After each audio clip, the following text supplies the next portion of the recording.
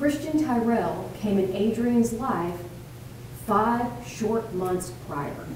And those 5 months were filled with abuse.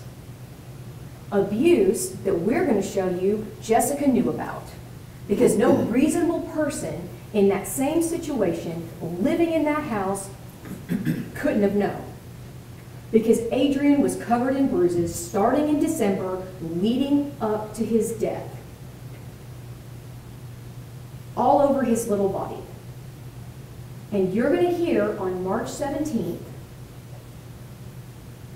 Adrian was having his lunch and then got put in timeout by Christian Tyrrell. And his little head went through the wall in his bedroom.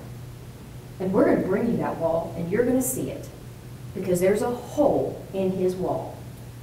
Jessica was sitting in that house, a small 3-bedroom house, and the blow that Adrian suffered was so severe, it cracked his little skull in 2 places, and his brain started to swell.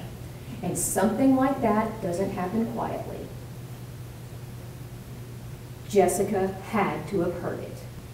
And you're going to hear that Adrian was never fine after that. He couldn't lift up his little head. He couldn't walk. He didn't talk. He couldn't eat. He couldn't drink because he was dying.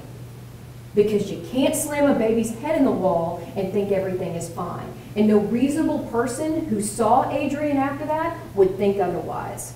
She gave him half a Sprite and a cracker that morning, and he was eating, and he was watching TV, and he spoke to her and asked her, "Are you hurting, baby?" "No, I'm not." Talking. Conscious. Right around 10 o'clock, she had to go to work, and her and Christian only had 1 car. So they took her car to the place where she worked called the Saltgrass Steakhouse, and how she got out and leaned in the back and talked to her child and gave him a kiss on the lips. "And I'll see you shortly, baby." And he was conscious, and he was probably lethargic, not completely alert, but he acknowledged her, and she said, "I will see you in a couple hours."